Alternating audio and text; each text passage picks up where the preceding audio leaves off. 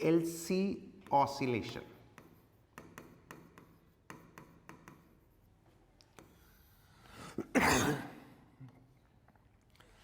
LC oscillation में क्या है, एक इंडक्टर होता है, इसके साथ एक चार्ज्ड कैपेसिटर कनेक्टेड है, Cl। ये कैपेसिटर चार्ज्ड है, राइट, और ये हमारा यहां पे एक स्विच है, ओके।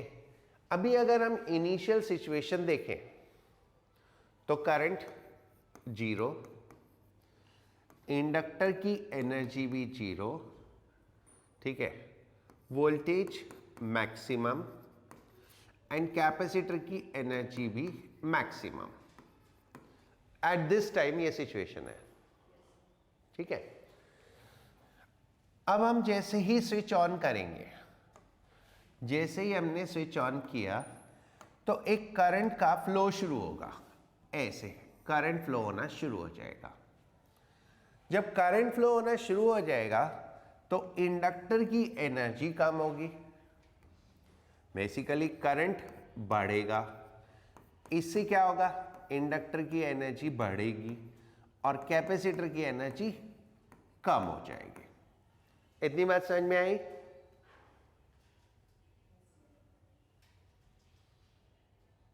हाँ बच्चों,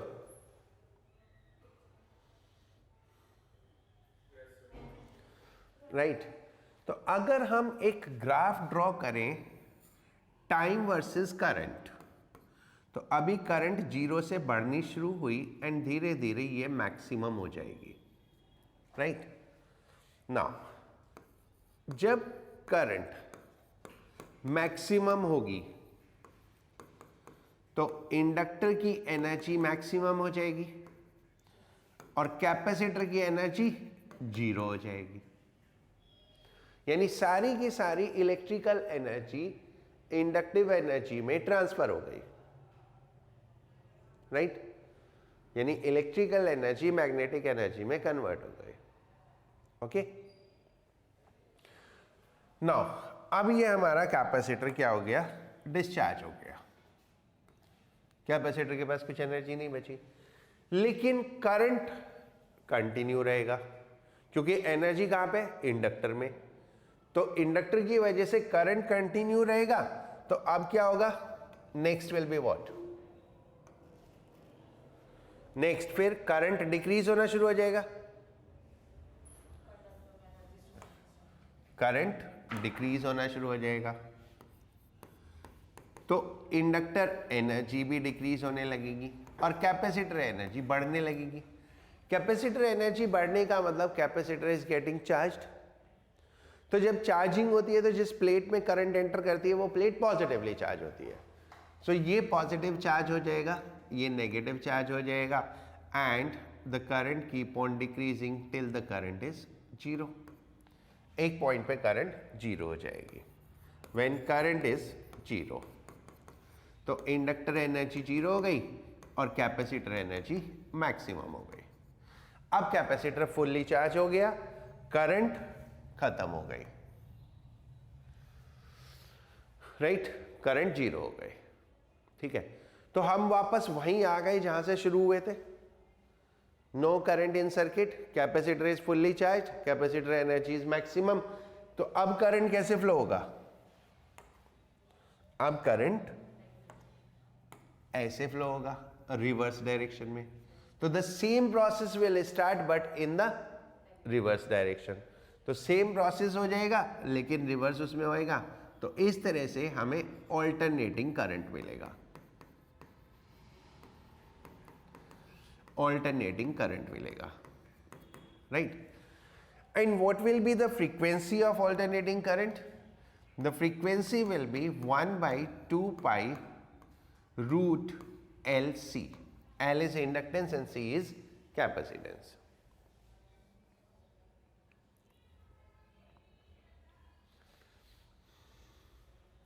ठीक है।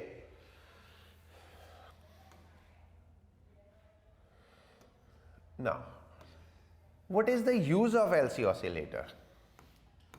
used to produce electromagnetic waves. Electromagnetic waves. What are electromagnetic waves? Like जितना भी कम्युनिकेशन होता है, लाइक हम गाने सुन रहे हैं रेडियो में, तो रेडियो स्टेशन से रेडियो तक जो सिग्नल आ रहा है that is in the form of electromagnetic wave. तो रेडियो स्टेशन पे एक एलसी ऑसिलेटर है जो उस फ्रीक्वेंसी की वेव क्रिएट करता है जिस फ्रीक्वेंसी का हम गाना सुन रहे हैं. जैसे हमने अगर 93.5 मेगाहर्ट्ज सुन रहे हैं तो 93.5 मेगाहर्ट्ज फ्रीक्वेंसी वहां से प्रोड्यूस हो रही है.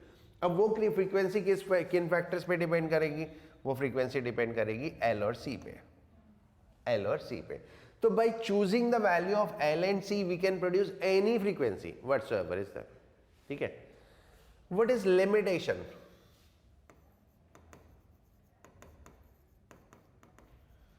Damped oscillation.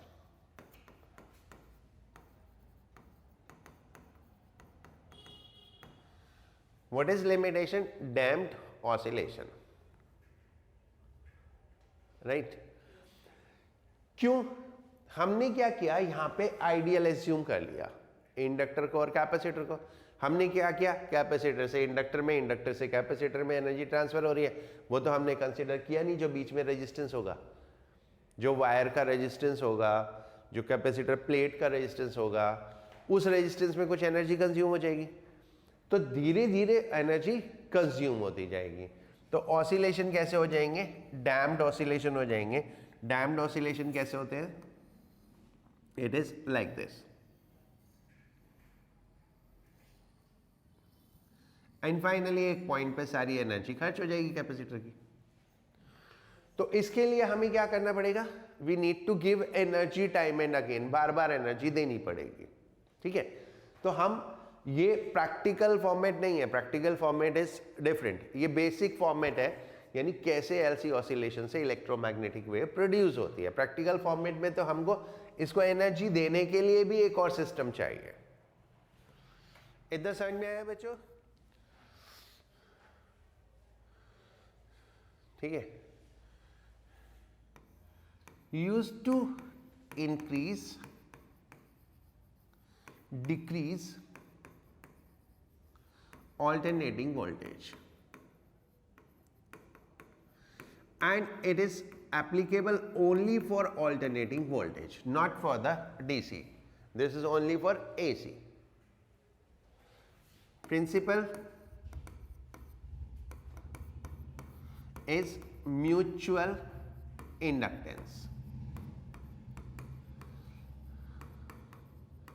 Mutual inductance principle पे बेस्ड होता है.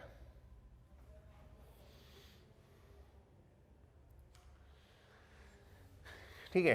कंस्ट्रक्शन में हम एक लैमिनेटेड आयरन कोर यूज करते हैं. Laminated iron core. ये लैमिनेटेड आयरन कोर किस लिए? एडी करंट रिड्यूस करने के लिए. रिमेंबर, एडी करंट रिड्यूस करने के लिए हम इंस्टेड ऑफ सॉलिड ब्लॉक क्या करते थे? लैमिनेटेड शीट्स यूज करते थे. So this iron core is made of laminated sheet. इसमें एक साइड म्यूचुअल इंडक्टेंस में क्या होता है? एक पेयर ऑफ कॉइल होता है. तो एक साइड कॉइल एंड दूसरी साइड कॉइल.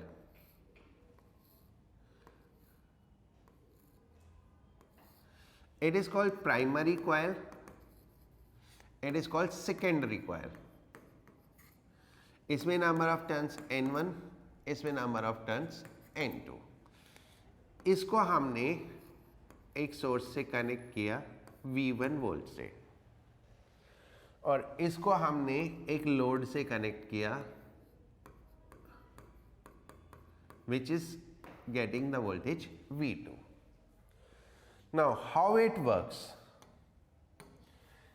हमने यहाँ पे सोर्स कनेक्ट किया, ये अल्टरनेटिंग सोर्स है, तो ये मैग्नेटिक फील्ड ऐसे प्रोड्यूस हो जाएगी. नाउ तो अकॉर्डिंगली फ्लक्स हो गया. Alternating current means current is changing. जब करंट चेंज हो रही है तो फ्लक्स चेंज होगा, फ्लक्स चेंज होगा तो ईएमएफ इंड्यूस होगा, तो ईएमएफ इंड्यूस हो जाएगा सेकेंडरी में। जो फिनोमेना है म्यूचुअल इंडक्टेंस वाला, वो फिनोमेना हो जाएगा, राइट। इसमें कोर एक और तरीके से होती है, this is called single window core. एक होती है टू विंडो कोर। इसमें हम क्या करते हैं, जो प्राइमरी और सेकेंडरी है दोनों को सेम लिंब पे वायर करते हैं।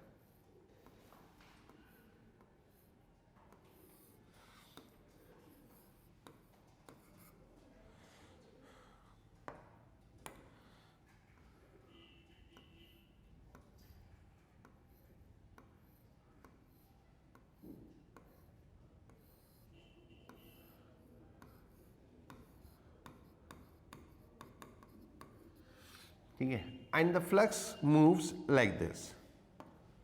जो पाथ है फ्लक्स है वो ऐसे होता है। तो इससे क्या होता है, फ्लक्स क्योंकि एरिया बढ़ जाता है तो फ्लक्स थोड़ा ज्यादा हो सकता है, राइट। तो कैपेसिटी ज्यादा होगी तो हम ऐसे बना लेंगे, कैपेसिटी कम होगी तो ऐसा बना लेंगे, बट ओवरऑल वर्किंग वाइज दोनों सेम है।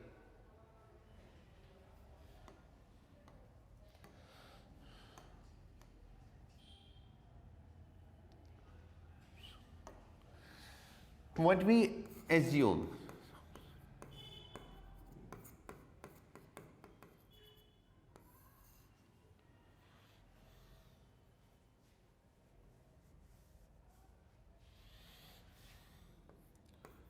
no loss against resistance of coil। ये हम एज्यूम करते हैं, यानी ये नेग्लिजिबल मान लेते हैं हम। फ्लक्स एसोसिएटेड पर turn with both coil is same। Flux associated per turn with both coil is same, यानी सेम फ्लक्स दोनों कॉइल से एसोसिएटेड हो रहे हैं। नाउ अगर हम इसमें करंट एज्यूम करें I1 और इसमें करंट एज्यूम करें I2, then V2 upon V1 is equal to N2 upon N1 called as K, transformation ratio।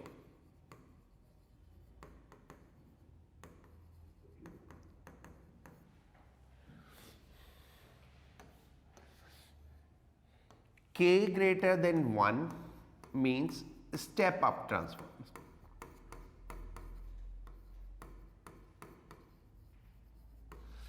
K less than 1 means step down transformer।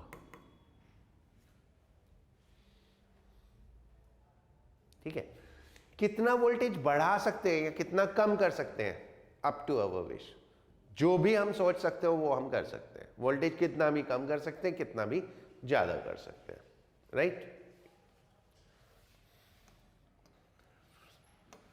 Now I2, एक minute, as हाँ sir लेकिन practically तो possible नहीं है ना।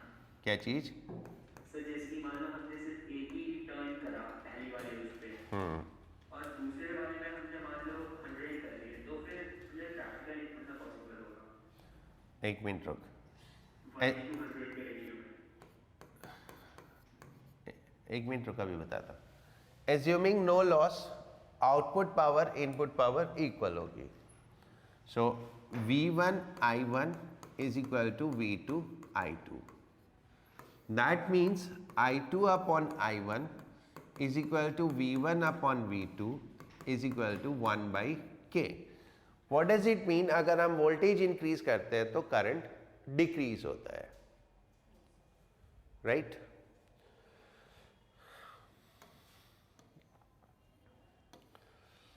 आयुष अभी 1 minute खत्म कर दो फिर बताता हूं। लॉसेस, हमने इस पूरी थ्योरी में एज्यूम किया कि लॉसेस नहीं है, राइट? बट प्रैक्टिकली पॉसिबल नहीं है, तो कुछ लॉसेस होते हैं। फर्स्ट, आयरन लॉस, ये होते हैं eddy current loss.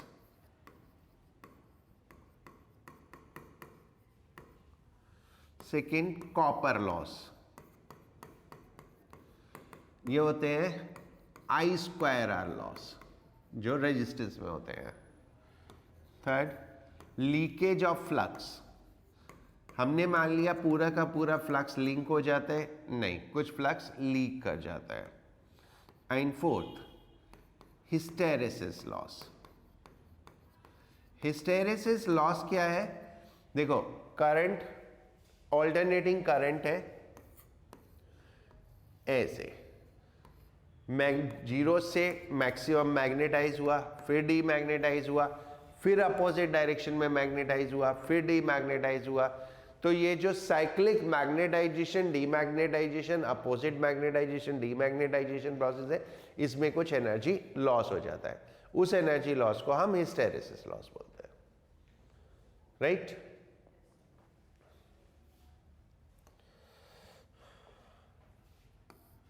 High voltage power transmission,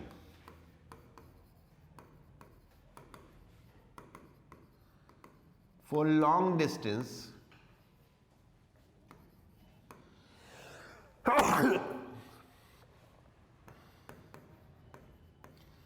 help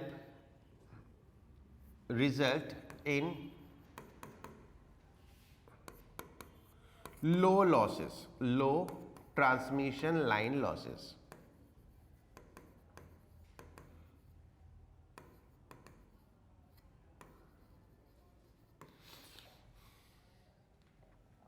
So at generating station, voltage increased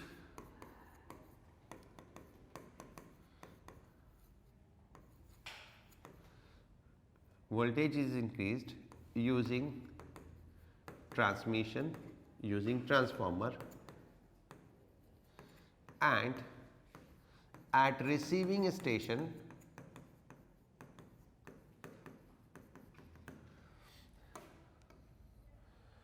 voltage is decreased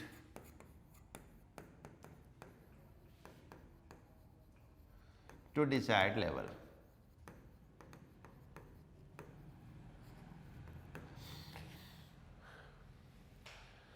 देखो, एनर्जी लॉसेस क्या है? I²R। एनर्जी लॉस करने के लिए हमें करंट कम से कम चाहिए, और करंट कम से कम होने के लिए वोल्टेज ज़्यादा से ज़्यादा होनी चाहिए।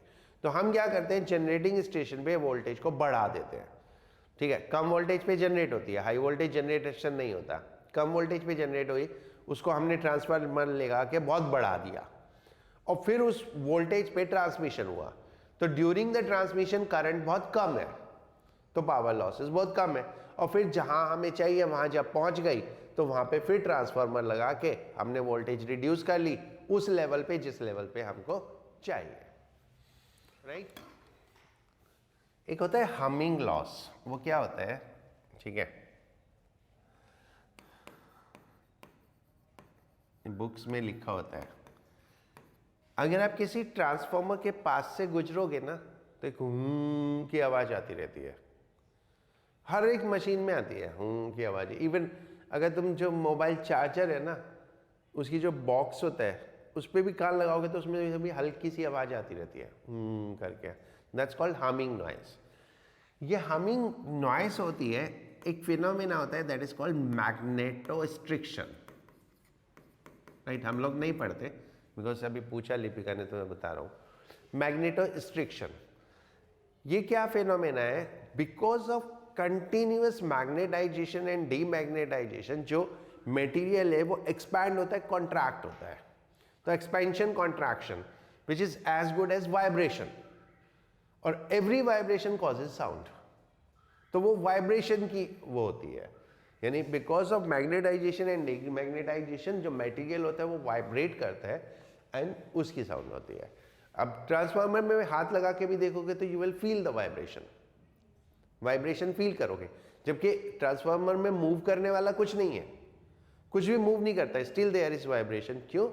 वो बिकॉज ऑफ दिस फिनोमेना होती है कॉल्ड एज मैग्नेटोस्ट्रिक्शन, राइट। ये हिस्टेरिसिस से अलग फिनोमेना है। हिस्टेरिसिस भी मैग्नेटाइजेशन डीमैग्नेटाइजेशन से होता है और ये भी मैग्नेटाइजेशन डीमैग्नेटाइजेशन से होता है, ठीक है। पावर लॉस होता है बहुत स्मॉल। और सर अगर थिक कॉपर वायर यूज करें और ये वाला थिक कॉपर, देखो ये डिफरेंट पावर लॉसेस को रिड्यूस करने के तरीके हैं। लाइक आयरन लॉस आपको अगर रिड्यूस करना है तो एडी करंट रिड्यूस करने वाले सारे कॉन्सेप्ट लगाने पड़ेंगे, ठीक है। लैमिनेटेड शीट्स यूज करो, स्लॉटिंग्स करो, वो सब कुछ करना पड़ेगा। अगर आपको कॉपर लॉस करने हैं तो कम करने हैं तो रेजिस्टेंस कम करना पड़ेगा, वो थिक वायर यूज करके, कॉपर वायर यूज करके कर सकते हैं, ठीक है। लीकेज ऑफ फ्लक्स अगर आपको करना है तो क्या करना है कि एयर गैप्स ना हो, जो कॉइल है वो बिल्कुल क्लोजली वाउंड हो, ठीक है, हवा में फ्लक्स नहीं जाए, सारा का सारा फ्लक्स कोर में रहे, ठीक है। हिस्टेरिसिस लॉस अगर आपको कम करना है तो आपको मटेरियल ऐसा सेलेक्ट करना पड़ेगा जिसमें हिस्टेरिसिस लॉस कम हो। तो ये सब इनके रिडक्शन मेथड्स हैं। हमिंग वाला ना सैंपल पेपर में है एक क्वेश्चन ठीक है, तो बता तो अब तो बता दिया मैंने, राइट। तो इसमें नोट कर लो। Fifth, loss against humming noise.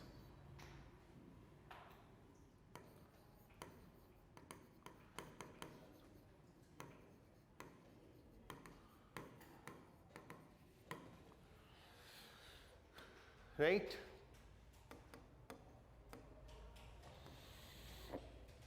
क्या होता है, ये इंडक्टर अपोज करता है, अपोज करता है तो इसमें करंट ऐसे धीरे धीरे बढ़ता है। इनिशियली करंट 0 होता है तो रेजिस्टेंस इनफाइनाइट, इंडक्टर का जो अपोजिशन होता है वो इनफाइनाइट होता है। इनफाइनाइट मीन्स ओपन सर्किट, यानी है ही नहीं। और जब लॉन्ग टाइम हो जाता है तो करंट मैक्सिमम होता है, यानी रेजिस्टेंस 0 होता है। जब रेजिस्टेंस 0 होता है तो that state is called short circuit, इसको हम शॉर्ट सर्किट स्टेट बोलते हैं। तो पहले आप इसको ओपन सर्किट डील करके करोगे, फिर शॉर्ट सर्किट डील करके करोगे। ओपन सर्किट में सोच लो ये है ही नहीं, शॉर्ट सर्किट में ये सीधा एक वायर से कनेक्टेड है।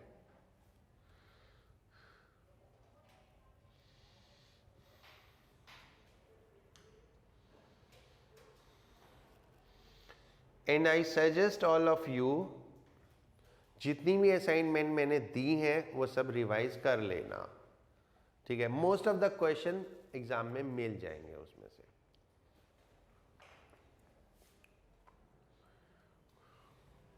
देखो 61, पहले ओपन सर्किट तो ये सोचो है ही नहीं, तो रेजिस्टेंस कितना हुआ 10 + 20 30, रेजिस्टेंस 20 हो गया तो 30 हो गया तो करंट कितना हो गया 2/30 1/15।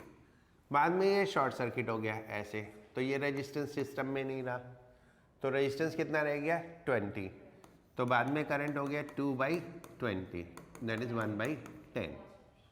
तो फर्स्ट ऑप्शन हो गया, राइट। ठीक है Ayush,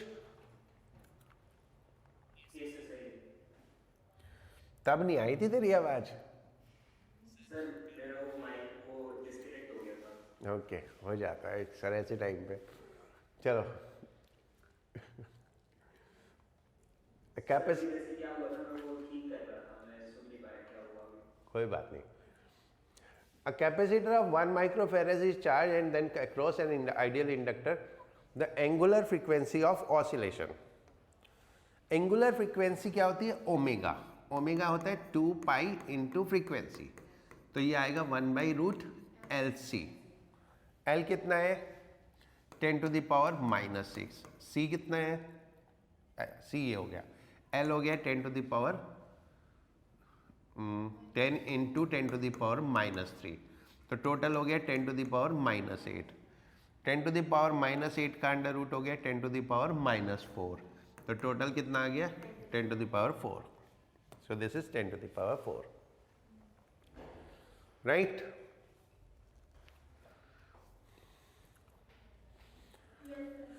Next, a capacitor is initially charged and ideal inductor the maximum current कब होती है? जब कैपेसिटर की सारी एनर्जी इंडक्टर में ट्रांसफर हो जाती है। तो कैपेसिटर की energy half CV² is equal to half LI²। Half half cancel, ठीक है। C कितना है? 10 टू द पावर -6, voltage 10 square is 100, L is 0.1 milli henry, तो हो गया 10 to the power -4 into I², तो I² इज इक्वल टू 1। ये 10 टू द पावर -4, तो I is equal to 1 ampere, so that will be 1 ampere, right?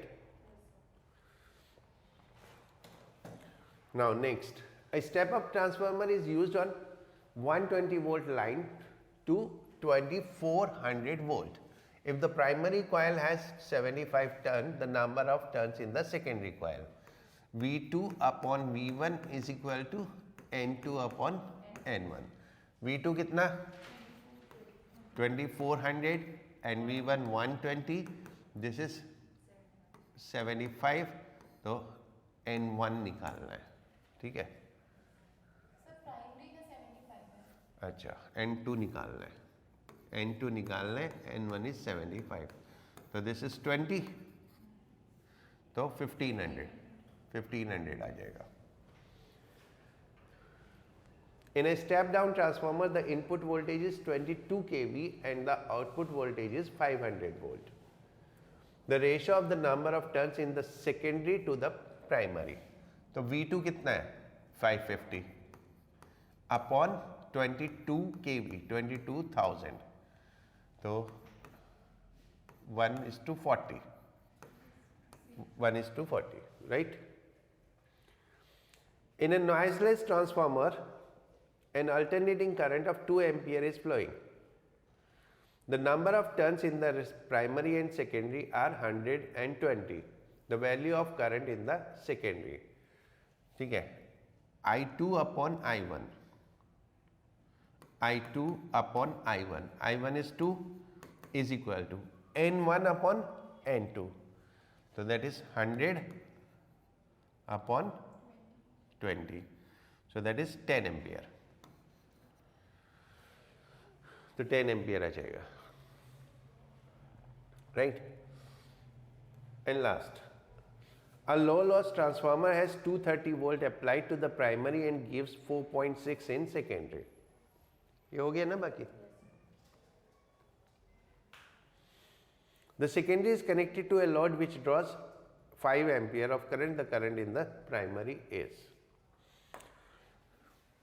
V2 upon V1 is equal to I1 upon I2. V2 is 4.6, V1 is 230 is equal to I1 is I1 निकालना है, I2 is 5, तो this is 50, तो I1 is 1/10, 1/10 तो 0.1, ठीक है बच्चों?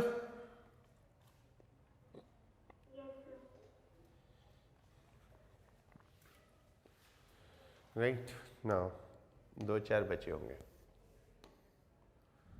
बस ये बचे, 1 2 3 4 5 6, कर दो फटाफट इनको, फिर घर पे तो तुम करोगे नहीं कुछ भी।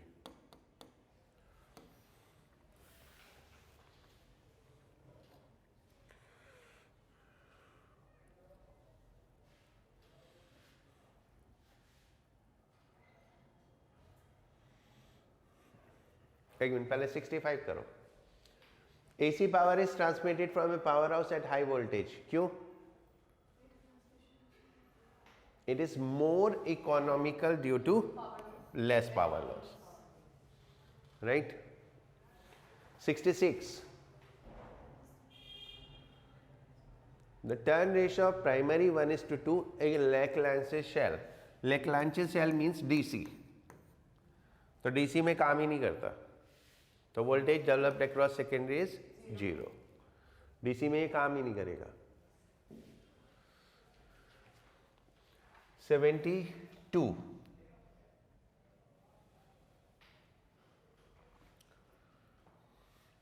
Power is 6.6, voltage is 4.4. तो करंट कितना? Power upon voltage. Current is power upon voltage. Power 6.6 end voltage 4.4. KVA दोनों तो मैंने इसलिए लिखा नहीं. तो करंट कितना? 1.5. ठीक है बच्चों?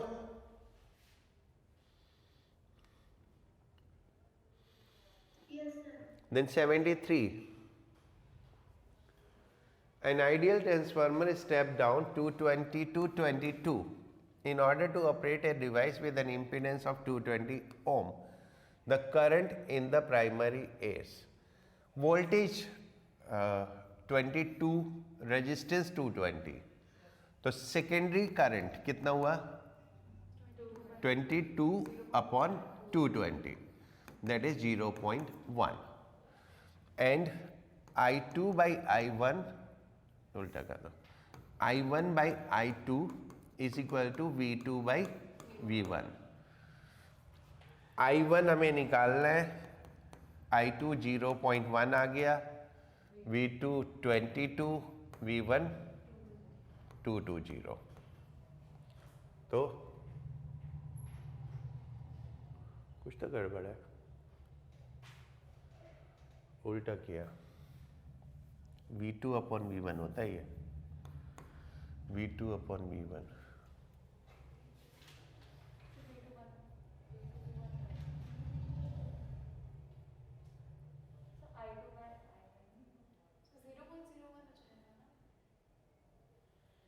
होगा?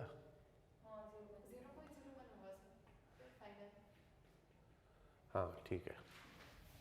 22 अपॉन 220, तो ये 0.01 आ जाएगा, right? In a transformer, the number of turns in the primary and secondary are 1000 and 3000. If the primary is 80, the potential difference across each turn of secondary. तो पहले secondary voltage निकालो.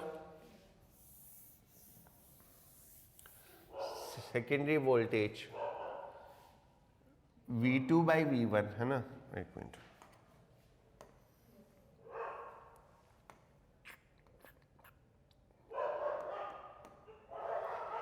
V2 by V1 is equal to N2 by N1.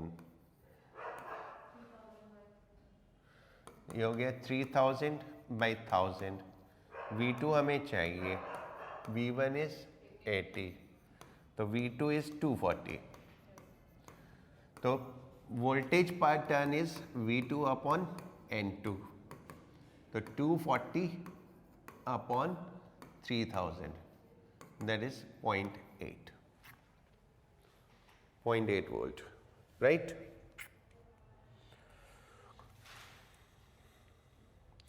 बाकी आप लोग कर लेना, okay?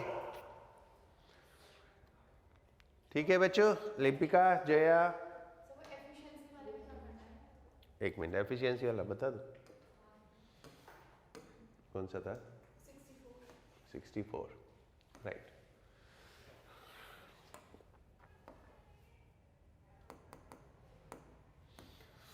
A transformer is used to light 140 watt 24 volt bulb from a 240 volt AC. The current in main is 0.7. देखो P2 is 140, ये तो clear है. Output P1 is 240 into 0.7, that is 168, and efficiency is output upon input. ठीक है, तो ये 83.3% आ जाएगा.